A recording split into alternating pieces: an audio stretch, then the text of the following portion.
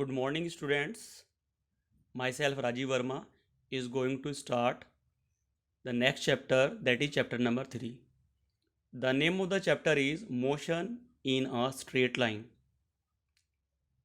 In this chapter, we are going to study about the rest, motion, distance, displacement, speed, velocity, instantaneous velocity, acceleration, their graphical representation. Calculus is also included in this one. This portion will be new for you all. I will explain. And then relative velocities means this type of topics we are going to discuss in this chapter. In the introduction, I am taking 7 points today, and the first one is mechanics, second is rest and motion, third one is types of motion, fourth is point object, fifth one is location of a point in the space, sixth one is frame of reference, seventh one is motion in 3, 2 and 1 dimensions. Means we are going to cover this much topics. Now taking one by one, the first one is mechanics. As the definition is mentioned here, mechanics is a branch of physics which deals with the study of forces and motion and their relationship. Means if we are going to discuss about force and motion of any object and cause of the motion, position of rest of the object, position of rest or motion, then it means we are dealing with a branch of the science or the physics which is mechanics. In mechanics, we are going to discuss the different parts as per this division. यानी mechanics वो physics की branch है जिसके अंदर हम किसी भी object के मोशन, उस पर लगने वाले फोर्स या मोशन का कोज को स्टडी करते हैं. मैकेनिक्स को अगर मैकेनिक्स की ब्रांच की बात करें तो इसकी 3 ब्रांचेस हैं: स्टैटिक्स, काइनेमेटिक्स और डायनेमिक्स. जैसे कि नेम इंडिकेट करता है, statics means it is the branch of the mechanics which deal with the objects at rest. यानी अगर किन्हीं ऑब्जेक्ट्स की जो रेस्ट में है स्टडी करना हो तो we are dealing with the branch of the mechanics and is known as statics. If we are dealing the objects with the motion, then we are introducing the kinematics. यानी कि kinematics mechanics की वो branch है जिसमें हम moving objects की study करते हैं. स्टैटिक मैकेनिक्स की वो ब्रांच है जिसमें हम रेस्ट में जो ऑब्जेक्ट्स हैं उनकी स्टडी करते हैं. अब रेस्ट में ऑब्जेक्ट की स्टडी करने का मतलब क्या हुआ, यानी इसका इंपॉर्टेंस क्या हुआ? इसका इंपॉर्टेंस हुआ कि design of bridges, buildings and other objects, other structures, उनकी स्टडी करने में हम स्टैटिक्स का यूज़ करते हैं. अगर हम काइनेमेटिक्स की बात करें तो moving car, moving objects etcetera की स्टडी करने के लिए हम काइनेमेटिक्स का यूज़ करते हैं. Now we are dealing with the if we are studying the branch of the mechanics again, the third branch, that is dynamics, then we are going to search the cause of motion, or it may be simplified as the effect of the force. Means object के move करने का जो cause है, कारण है, if we are studying that one, तो इसका मतलब है we are dealing with such type of phenomena which belongs to the dynamics. तो I think this topic of introduction is clear to you all. Now moving to the next one. Next point is rest and motion. These topics are very simple, and you all know about the explanation of these topics because earlier in ninth class you have studied about the rest, motion, uniform motion, non-uniform motion. Here also the rest will remain same. Means an object is said to be at rest if it does not change its position with respect to its surroundings with the passage of time. यानी जैसे जैसे time pass हो रहा है, अगर कोई object अपनी position को सराउंडिंग ऑब्जेक्ट की कंपैरेटिव और रिस्पेक्ट में नहीं बदलता है तो object is said to be at rest, object rest में कहलाता है. फॉर एग्जाम्पल, मैंने यहाँ पर एक एग्जाम्पल मेंशन किया है, a book on the table. You can take another example also, a duster on the dais is also the example of the object at rest. A table in a room, ये भी rest का example है. In this way you can after thinking you can mention 4, 5, 6 more examples here to define or to explain the rest. Now the next one is motion. An object is said to be in motion if it changes its position with respect to its surrounding with the passage of time. For example, a speeding car is in motion.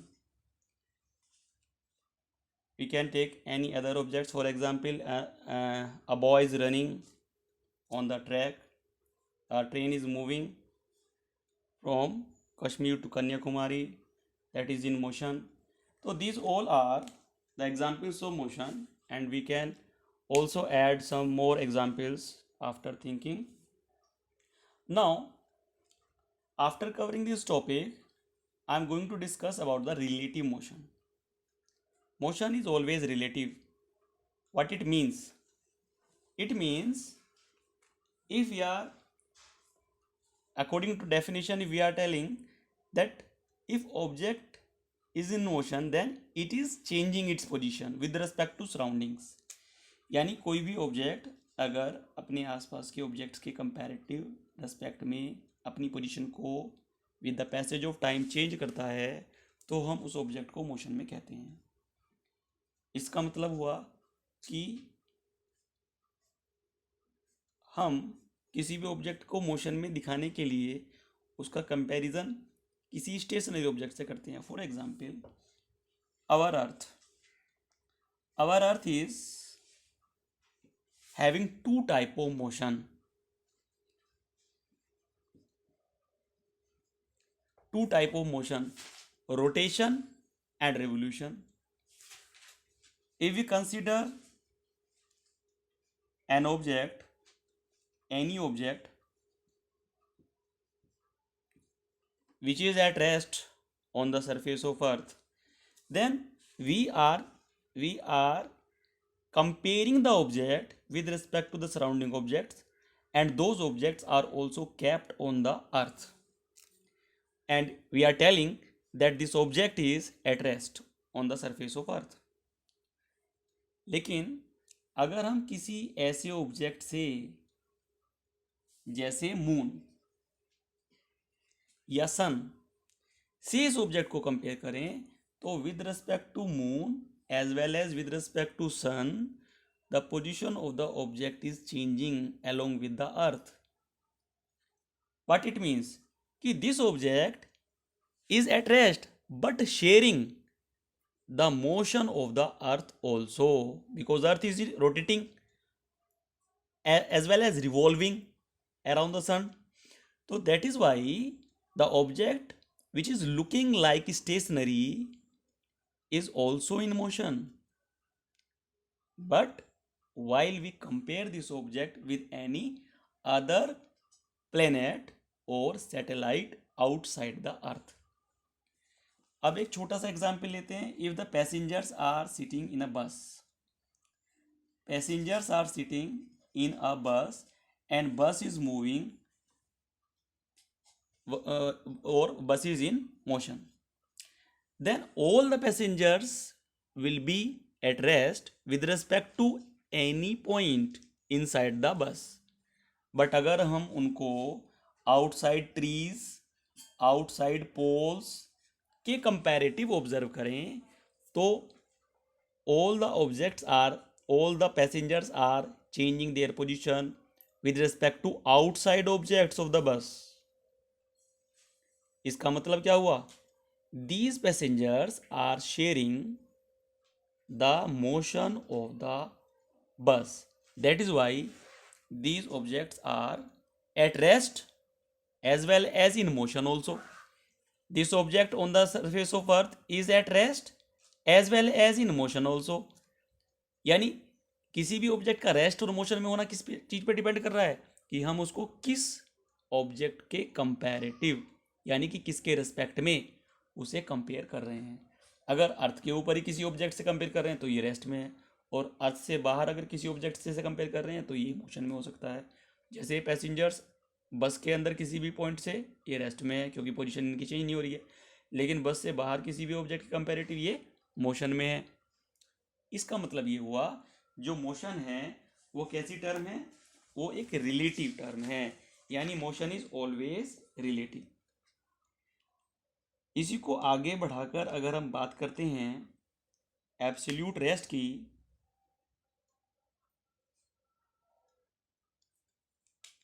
अगर हम बात करते हैं एक नई term that is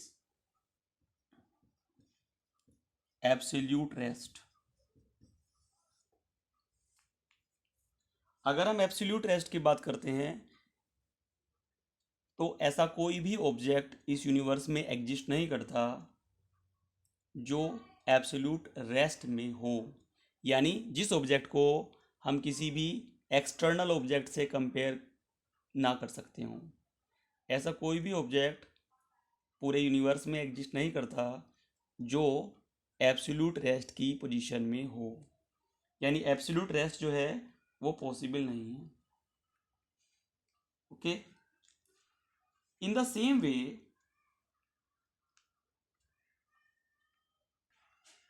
absolute rest के साथ साथ एब्सोल्यूट मोशन भी पॉसिबल नहीं है. इसका मतलब ये हुआ कि कोई भी ऑब्जेक्ट एब्सोल्यूट रेस्ट और एब्सोल्यूट मोशन में नहीं है. We are again and again comparing the objects with respect to the surrounding objects or with respect to any other objects, and then we are telling that this object is at rest, this object is in motion. Okay, now types of motion. The third point, motion is divided into three categories: translatory motion, rotational motion and oscillatory motion. अगर हम translatory motion की बात करते हैं इसका मतलब है motion in a straight line. What it means? An object is said to have a translatory motion if each particle of the body has the same displacement in the same time interval. Moreover, we can say motion in a straight line. यानी इसका example हो सकता है a car moving on a straight road or an athlete running on a straight track.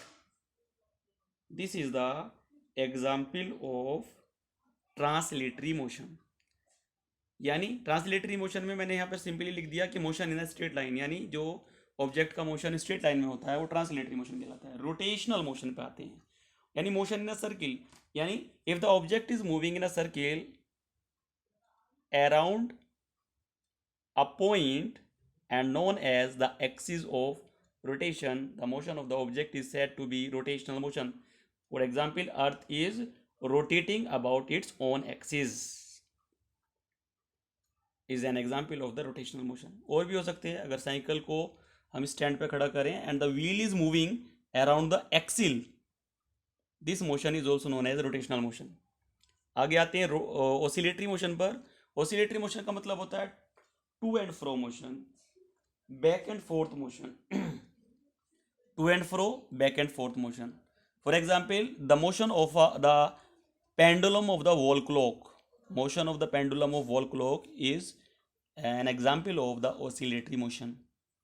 The motion of the simple pendulum is also known as oscillatory motion. Simple pendulum मतलब कि if we suspend a metallic ball known as bob with a string, inelastic non-extensible string with a rigid support and displace it, then it is start oscillating about its mean position or initial position, and the motion of the pendulum is known as the oscillatory motion. यानी कि this bob along with the string suspending from a rigid support is termed as a simple pendulum. अगर हम इसे displace करके छोड़ते हैं then it start oscillating about the mean position and the motion is known as the oscillatory motion. Now the next point is point object. If the distance covered by an object is much greater than its own size, the object is said to be a point object. Point object को इसके name को indicate करते ही ये लगता है कि point object में be any point, but it is not the any point. It is that object which is covering the distance much greater than its own size, then it will be termed as point object. For example, train under the journey of several hundred kilometer can be regarded as a point object. यानी train several hundred kilometer अगर चलती है तो उसको भी point object हम कह सकते हैं. We are taking the another example also, Earth, जिसकी रेडियस भी 6400 किलोमीटर है. Earth is covering the distance around the sun much greater as compared to its own size. That is why Earth is also termed as a point object. Earth को भी हम point object कह सकते हैं. एक example मैंने यहाँ पे मेंशन कर दिया, एक और आपको बता दिया. Earth is also termed as a point object. अब आते हैं location of a point in the space. Space में हम किसी भी पॉइंट को कैसे लोकेट करेंगे? तो किसी भी पॉइंट को स्पेस में लोकेट करने के लिए हमें क्या चाहिए? एक 3 डायमेंशनल सिस्टम. यानी कि 3 डायमेंशनल सिस्टम से हमारा मतलब है x axis, y axis and z axis. We can consider O be the origin. Then we can draw perpendicular or parallel lines about x axis and then z axis. Now this point may be suppose M. The coordinate of this point must be x and z. इसको y ले लेते हैं, चलिएगा, it is okay, xz. Now if we draw the perpendicular on this point which is parallel to the y axis, और यहाँ पर एक point को मान लें P, then the coordinate of this point must be x, y and z, and this point will be in the space. This is the method of locating a point in the space. Space में किसी point को locate करने का मतलब है 3 dimensional system में locate करना. तो हमने क्या किया? हमने एक्स एक्सिस के पैरेलल एक लाइन ड्रॉ करी, जेड एक्सिस के पैरेलल ड्रॉ की. इनके intersecting point x z plane में एग्जिस्ट करते हैं. That is why this point M is lying in x z plane. The coordinate of this point must be x and z. Now we are drawing a perpendicular on this point M parallel to y-axis. Now here we mention a point P. This point P is or can be represented by the coordinate x, y, z, and the point is in the 3-dimensional plane or free space. So this is the method to define a point in the free space. Now the next point is, actually these are the small definitions, that is why I am introducing you. Frame of reference is the next point and the most important point. The place from which motion is observed and measured is called the frame of reference. Frame of reference, it means अगर हम कोई भी एक example लेते हैं, suppose a car is moving For example, a car is moving with 20 kilometer per hour. Then question may be with respect to what, यानी कि किसके रेस्पेक्ट में कार की स्पीड 20 किलोमीटर पर आवर्स है, तो answer will be earth. Then the frame of reference will be earth, यानी हम इस मोशन को किससे कंपेयर कर रहे हैं, हम इस मोशन को अर्थ से कंपेयर कर रहे हैं कि अर्थ के कंपैरेटिव जो कार की स्पीड है वो 20 किलोमीटर पर आवर्स है या 40 किलोमीटर पर आवर्स है या 100 किलोमीटर पर आवर्स है, तो अर्थ फ्रेम ऑफ रेफरेंस हुआ 20 किलोमीटर पर आवर किसके रेस्पेक्ट में. जब ये वर्ड आता है तो then we get the answer about the frame of reference. इसी तरह से एक रेफरेंस पॉइंट भी होता है कि for example we are measuring the distance of any object. Suppose यही कार है, इसकी डिस्टेंस को ये अगर मैं यहाँ पर मेजर कर रहा हूँ, ये किसी बी पोजिशन पे पहुँच गई है, सही है, और ये कितनी डिस्टेंस इसने कवर कर ली, कहाँ पर ये है फिलहाल, तो किसी एक पॉइंट से उसे मेजर करना पड़ेगा. सपोज ए यहाँ ये स्टार्टिंग पॉइंट है, यहाँ से इस कार ने चलना स्टार्ट किया था, and after that suppose the car reaches to the point B, then this point from where we are measuring the position of the car is also known as reference point. This point is also known as reference point. तो frame of reference क्या हुआ, the place from which the motion is observed and measured.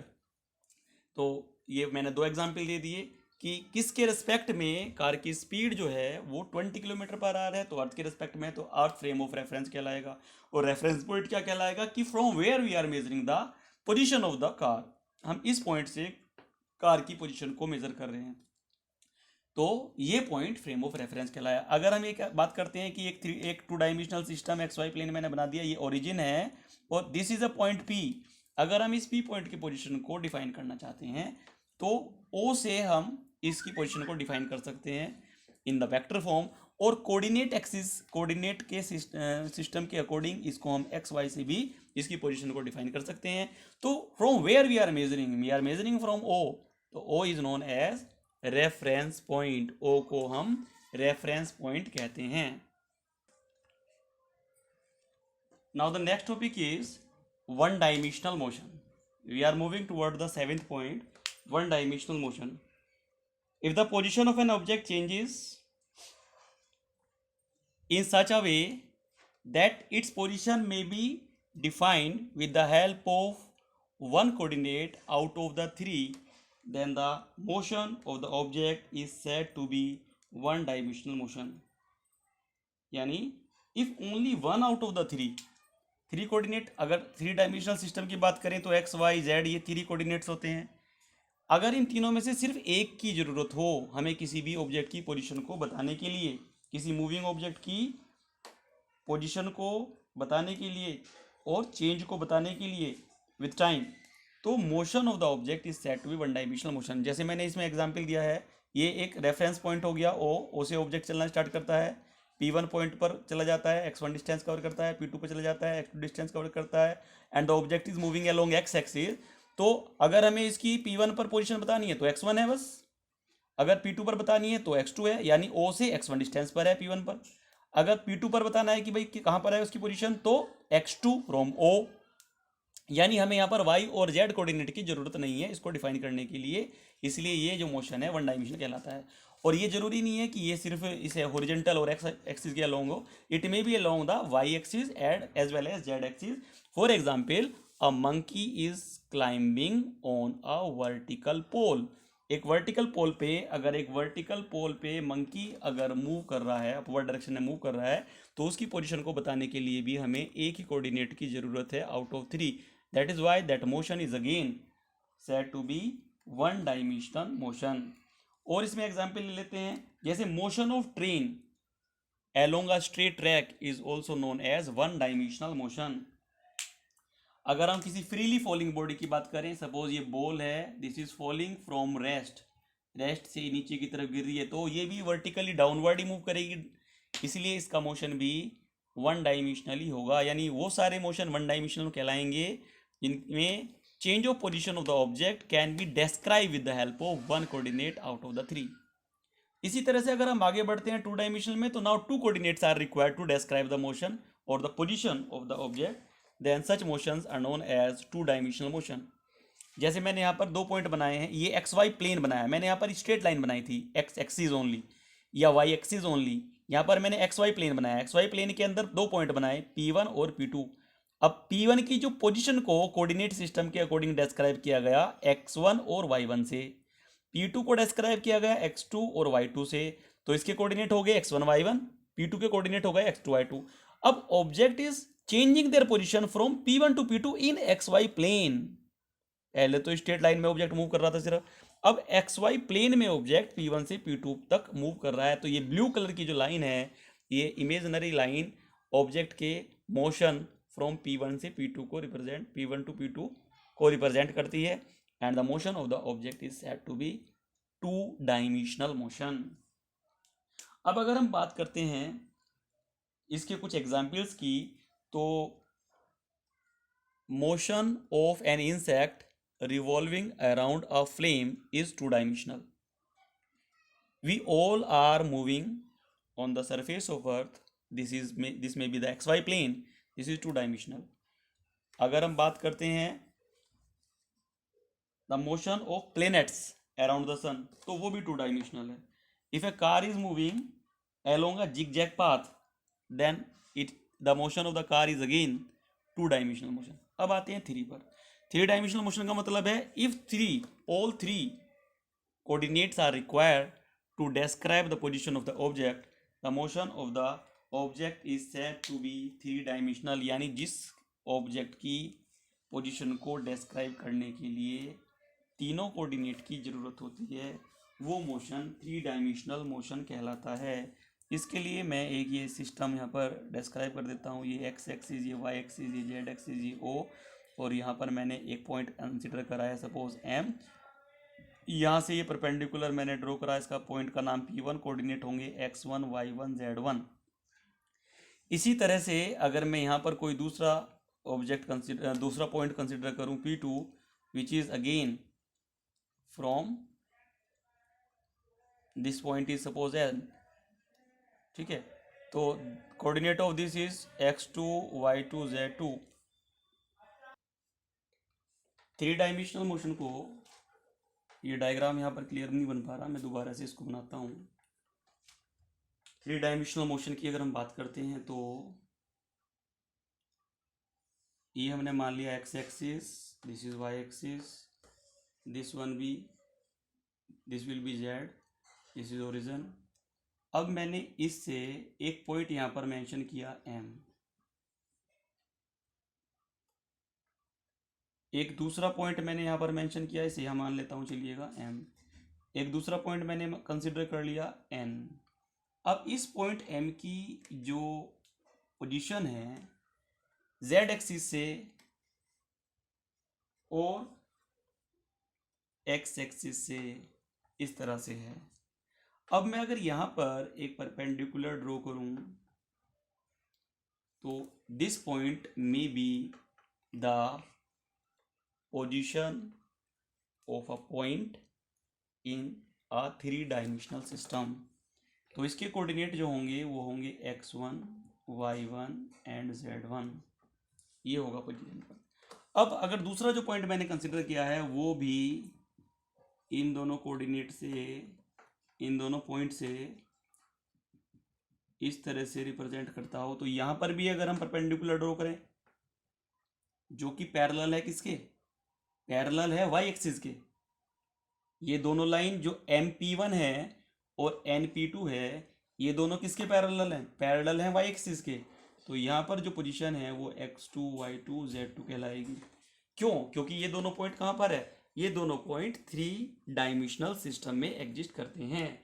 अब अगर कोई object इस point से दूसरे point तक मूव करे, ये जो मैंने डॉटेड लाइन दिखाई है, इसका मतलब object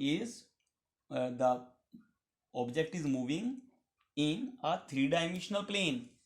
that is why the position of the object can be located with the help of 3 coordinates x1 y1 z1 and the motion of the object is said to be 3 dimensional motion. अब इसके अगर हम examples की बात करते हैं तो a kite flying on the sky, या motion of an aeroplane in the space, ठीक है, और a bird is flying in the sky. इस तरह से इसके कई सारे एग्जाम्पल हम ले सकते हैं।